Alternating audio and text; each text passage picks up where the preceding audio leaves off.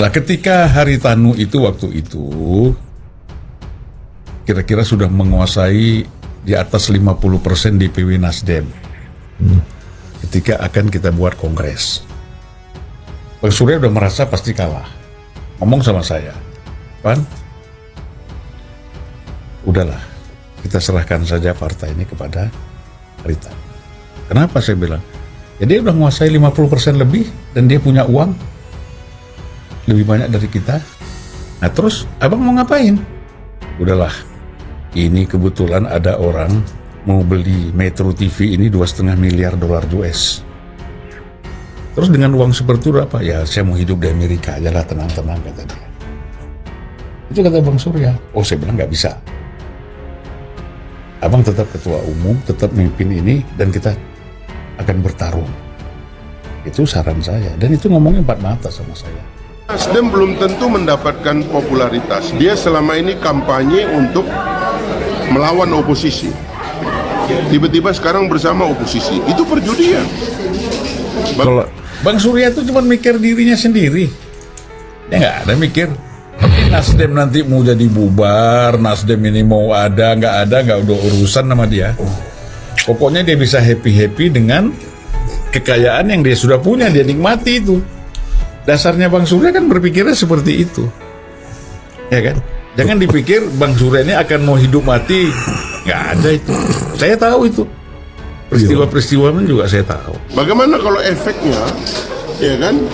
Semua masa dia yang tadi menganggap bahwa sudah benar mereka bersama pemerintah, begitu ngelihat Nasdem bersama oposisi, tiba-tiba kabur. Bagaimana kalau itu terjadi? Sama Anies Baswedan juga demikian. Dia akan mengumpulkan massa yang jenisnya berbeda dengan massa yang dikumpulkan oleh Partai Nasdem. Apakah dua jenis massa ini, massa Anies itu adalah massa yang marah kepada Pak Jokowi dan pemerintahan ini? Masanya Nasdem adalah massa yang senang kepada Pak Jokowi. Apa bisa disatukan? Itu perjudian. Belum tentu bisa nyatu. Ya kan? Nah, jadi artinya Bang Surya itu kalau memang nanti Nasdem ini nggak dia perhitungkan tidak bisa apa-apa, ya udahlah. Terserahlah siapa yang mau mimpin Nasdem, Anies Baswedan daripada belajar filsafat, ya udah kau pimpin aja.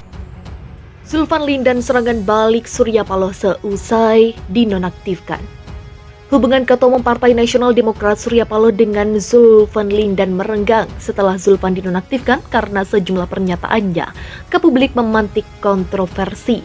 Padahal Zulfan bukan politikus. Kemarin sore, dia pernah malang melintang di dunia pergerakan hingga akhirnya menjadi salah satu orang dekat dari suami Ketua Umum PDI Perjuangan, Megawati Soekarno Putri.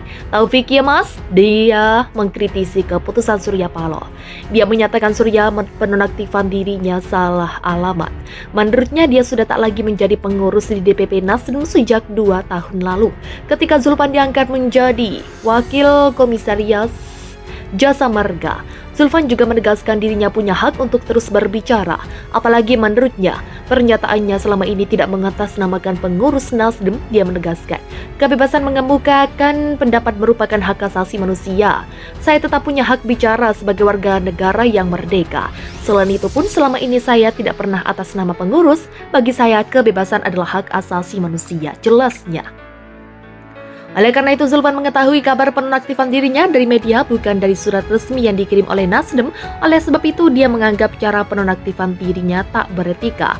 Zulfan bahkan mengatakan penonaktifan dirinya tak sesuai citra Partai Nasdem yang modern. Dia mengatakan penonaktifan dirinya masih menggunakan gaya kekuasaan lama.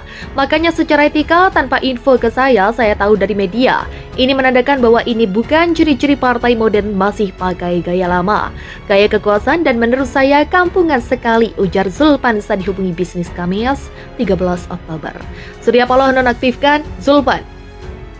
Sebelumnya, Ketua Umum Partai Nasdem Surya Paloh resmi menonaktifkan Zulfan dari kepengurusan Dewan Pimpinan Pusat Partai Nasdem pada hari ini, Kamis 13 Oktober. Surya mengatakan Zulfan banyak memberikan pernyataan ke media yang tak produktif. Malahan lanjutnya pernyataan-pernyataan Zulfan cenderung menurunkan elektabilitas Nasdem. Partai Nasdem memberi peringatan keras kepada saudara Zulfan Lindan.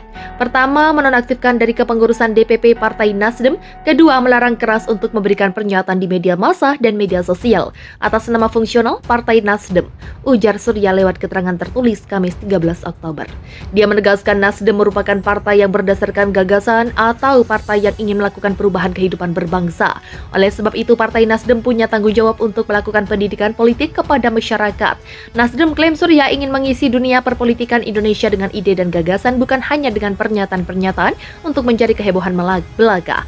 Partai Nasdem ingin perdebatan politik penuh dengan gagasan dan substansi, bukan sekadar kulit yang hanya menimbulkan sensasi dan kegaduhan jelasnya. Sebagai informasi, belakangan Zulfan kerap memberikan pernyataan-pernyataan ke media, terutama terkait pengusungan Anies Baswedan sebagai calon presiden untuk Pilpres 2024. Zulfan sempat mengatakan Anies merupakan antitesa atau kembalikan dari Presiden Joko Widodo.